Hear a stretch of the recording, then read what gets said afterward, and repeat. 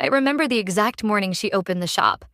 The sun hit the faded wooden sign at just the wrong angle, exposing every crack and chipped letter. The smell of fresh paint mixed with old wood hung in the air, sharp and hopeful at the same time. My auntie stood behind the counter she had sanded herself, hands folded, breathing slow, as if she were bracing for impact. It didn't take long. The neighbors gathered like spectators at a show they were sure would fail. Whispers curled through the street, then laughter, loud, careless, cruel. I heard someone say it clearly, with a smirk that cut deeper than a blade. Tiny shop, tiny dreams. The words landed heavy in my chest, and suddenly the air felt thinner. I felt a wave of shame rush through me, hot and suffocating. Their eyes didn't just look at the shop, they looked through us, measuring us, deciding we were already beaten. In their stares, my family wasn't trying. We were embarrassing. We were a lesson in what not to become. A group of local business owners stood across the street, arms crossed, confidence dripping from every laugh. They didn't even bother lowering their voices. They joked about our small-town ambitions, like ambition itself was something we weren't qualified to have. One of them shook his head and laughed, as if my auntie's courage was the funniest thing he'd seen all week. Then I heard a voice I recognized. A high school friend I hadn't spoken to in years leaned in, eyes scanning the shelves like they were already empty. He smirked at me and said, "You really think this will last?" Not curiosity, not concern, just certainty that we would fail. I felt something crack inside me, a sharp, quiet break I didn't yet know would change everything. The first customer stepped inside slowly, hesitant, like they were walking into a charity case instead of a business. My auntie smiled anyway. Her hands trembled as she counted the change, coins clinking too loudly in the silence. I saw the pity in the customer's eyes, and it burned worse than the laughter outside. That's when I noticed the phone. Someone stood near the entrance, holding it up, not even trying to hide it. They laughed as they recorded, capturing her nervous hands, the humble shelves, the moment she looked down to steady herself. I knew exactly where that video was going. Into the neighborhood group chat, into group messages filled with jokes we'd never see but would always feel. I wanted to disappear. I wanted the ground to swallow me whole so I wouldn't have to stand there breathing in their judgment. My stomach twisted so hard it hurt, but I couldn't move. I stayed frozen beside her, trapped between rage and helplessness. My auntie didn't react. No tears, no shaking voice. Her face gave them nothing.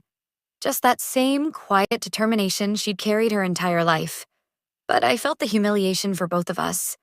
I felt it settled deep in my bones, heavy and unforgettable.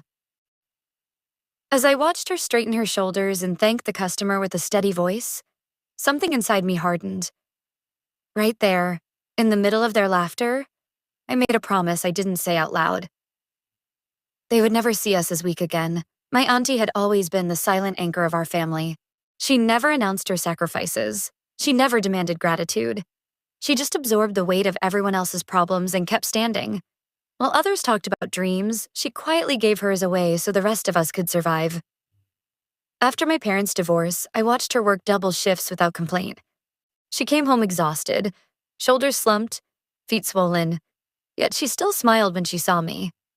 Not the kind of smile that comes from happiness, but the kind meant to protect someone else from fear.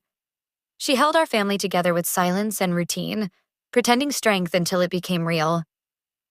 People underestimated her for as long as I can remember. Relatives laughed behind her back, calling her too soft. Neighbors dismissed her as forgettable. Even members of our own extended family spoke over her, ignored her opinions, and treated her like background noise. She heard it all. She just never responded. That shop didn't come from luck or sudden inspiration. It came from years of denial. Her small savings were hidden in an old tin, tucked away where no one would look twice. Every dollar in it came from something she didn't buy, something she didn't enjoy, something she postponed. That tin was the quiet birthplace of a dream she never spoke aloud because she'd been taught that wanting more was dangerous. I remembered being a kid, cornered by bullies, frozen in fear. She stepped in without hesitation. Took the insults, took the shoves, took punches that should have landed on me, I never forgot the way she stood between me and the world, even when she was scared herself. Back then, I thought that was just what family did. Now I understood the cost. Standing in that shop after the public humiliation, all of those memories came rushing back at once. Every laugh I heard outside reopened wounds I didn't realize had never healed. I felt anger claw its way up my chest, tangled with a deep admiration I could barely breathe through. They weren't just mocking a shop. They were mocking every sacrifice she had ever made. The world never saw what she gave up. It never noticed how she aged faster than she should have, how her hands carried stories no one asked to hear. She carried her sacrifices with grace, even when grace was the only thing she had left. She wanted independence. She wanted respect. She wanted dignity. Not luxury. Not applause. Just the right to stand on her own without being dismissed. But life had been cruel to her in small, relentless ways, teaching her to expect disappointment instead of possibility. That was the moment my perspective shifted. The shop stopped looking small to me. It stopped being just shelves and products and a hopeful sign. It became a battleground, a place where years of quiet endurance would finally be tested, a place where our family's self-respect would either be buried or reborn.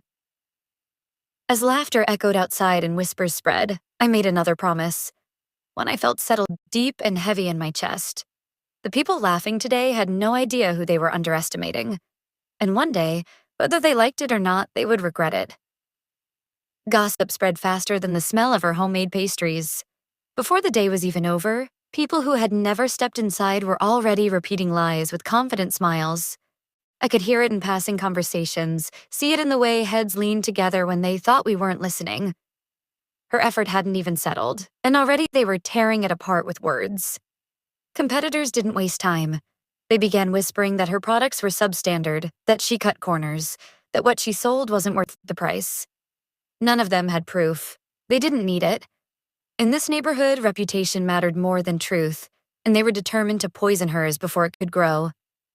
One afternoon, I confronted a neighbor who had been laughing openly about her shop.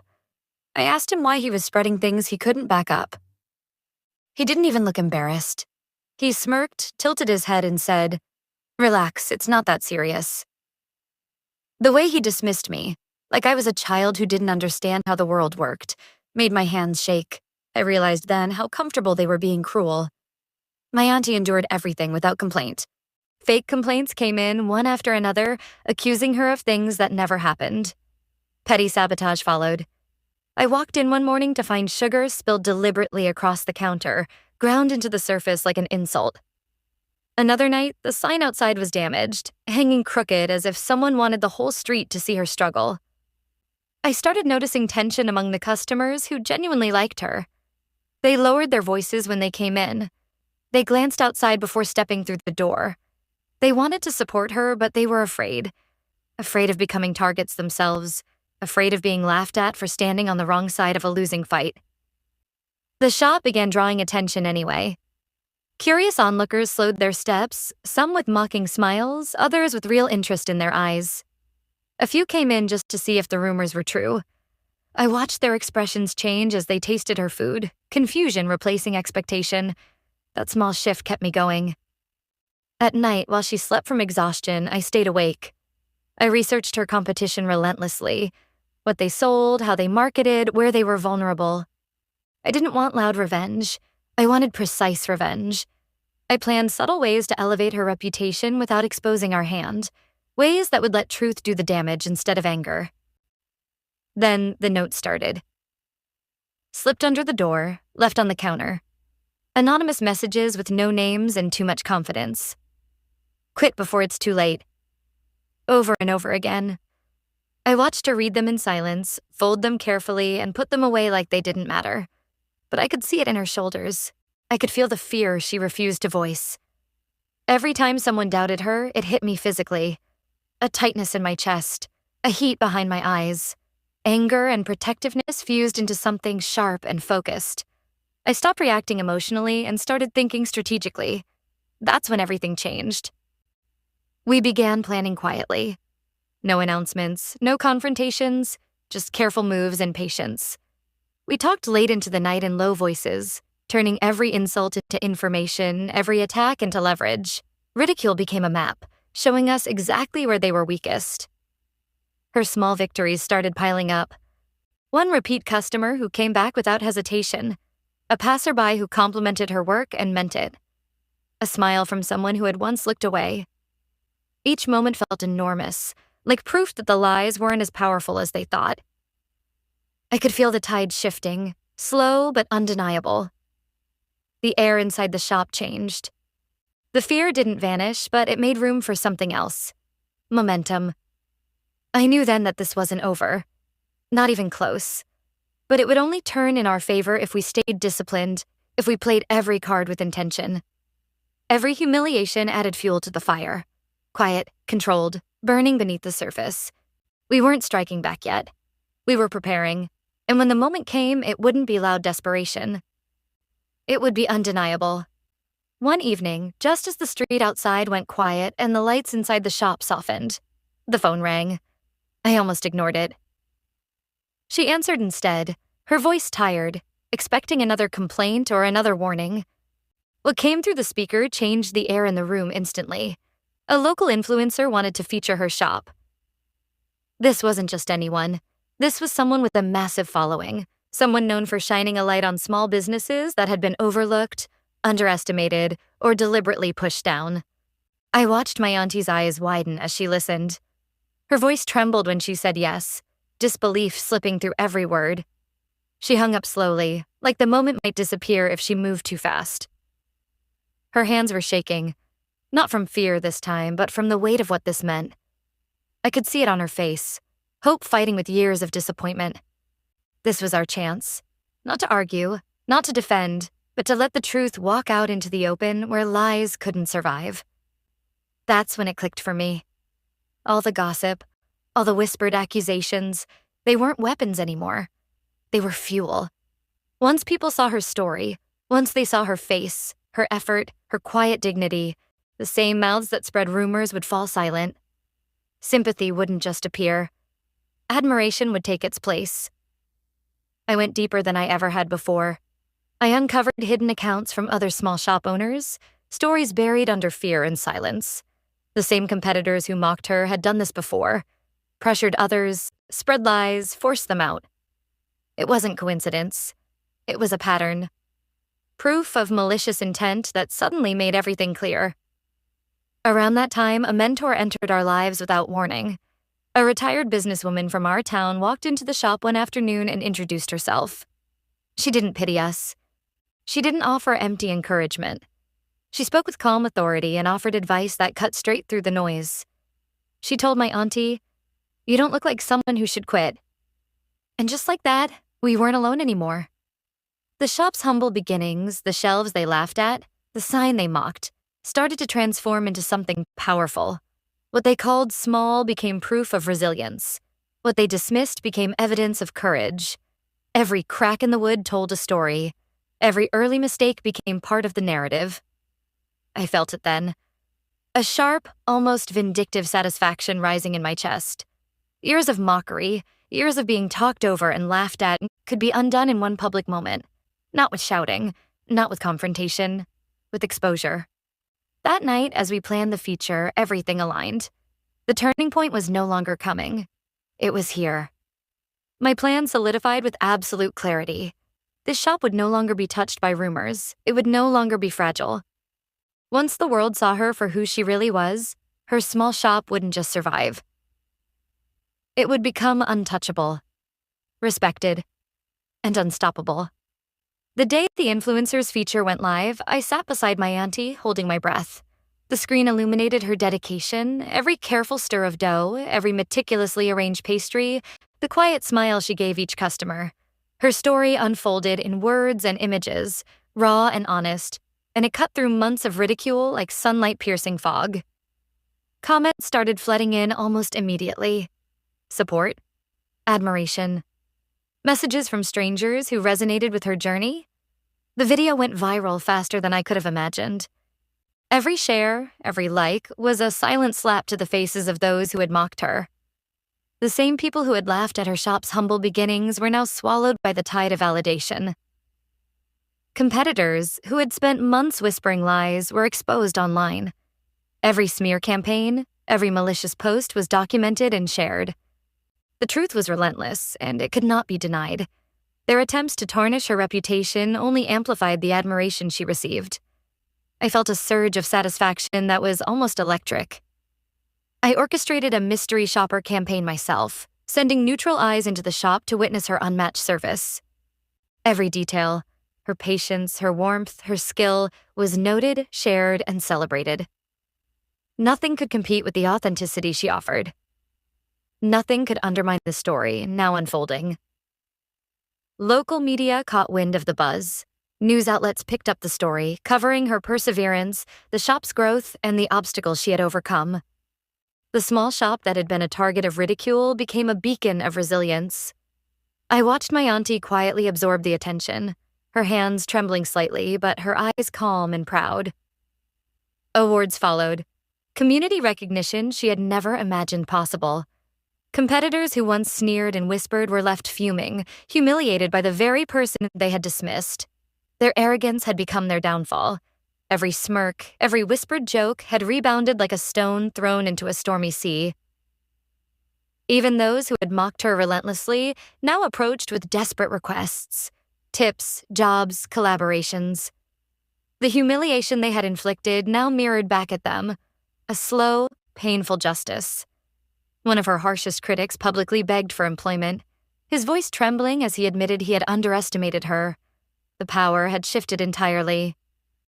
Through it all, we remained composed. No public gloating, no sharp words, just quiet triumph, the satisfaction of justice served without spectacle.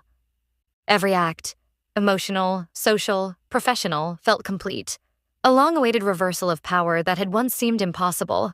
Her small shop, once the subject of laughter and derision, became a symbol of resilience and respect. I felt a profound release, a weight lifting from my chest. The laughter of the past was replaced with admiration. Every insult, every smirk, every doubt was erased, leaving only undeniable validation and the satisfaction of a victory long deserved. The shop's success finally stabilized. Loyal customers returned day after day, their faces familiar and warm, their voices carrying encouragement instead of doubt. The community that had once whispered and laughed now embraced her, visiting not out of curiosity but out of respect. Every sale, every compliment felt like a small victory, a tangible mark of the battle she had quietly fought and won. I watched our competitors retreat quietly, their arrogance crumbling into shame. The same people who had mocked, whispered, and undermined her now vanished from the scene, powerless to undo the story that had unfolded. Their smirks were gone, replaced by silence and reluctant acknowledgement of defeat. For the first time in years, my auntie allowed herself moments of genuine joy. She laughed openly while arranging pastries, her eyes lighting up without the shadow of ridicule. The weight she had carried for decades, the constant expectation of dismissal, was finally lifting, replaced by a quiet, steady pride. I reflected on everything it had taken to get here. The patience, the planning, the endless nights of strategy, and the emotional endurance required to survive every insult, every slight, every whispered doubt. Each step had been deliberate, every moment a preparation for this outcome. Our family gained more than financial security. We gained social respect we had never known, the kind that cannot be bought, only earned through resilience and determination. The small shop became a symbol, not just of her courage, but of the power of persistence against relentless opposition. Old friends returned, some timidly, others with genuine apologies. They offered support, advice, and collaboration. We accepted cautiously, aware that trust must be rebuilt carefully, but also savoring the subtle shift in relationships that once seemed irreparably broken. The town's perception had shifted completely. What had been ridicule, mockery, and laughter now transformed into admiration. People spoke of her shop with respect, recommending it, sharing her story, and celebrating her victories as if they were their own. I documented the transformation in my mind, replaying the moments, understanding the intricate balance of patience, strategy, and emotional control that had led to this moment. It was a lesson in human cruelty, yes, but also in resilience and the inevitability of justice when effort is consistent and calculated. We celebrated quietly, not with loud triumph or ostentation, but with the intimate satisfaction of a battle fought wisely and won. The true victory wasn't just the shop's growth or the critic's humiliation. It was the personal growth, the restored dignity, and the undeniable knowledge that we had endured and we had prevailed. I leaned back and let it all sink in. The ones who had laughed first, who mocked her tiny shop and whispered behind her back, were now the same people seeking guidance, advice, even employment from the very person they had scorned. The irony hits hard, sharper than any insult ever could.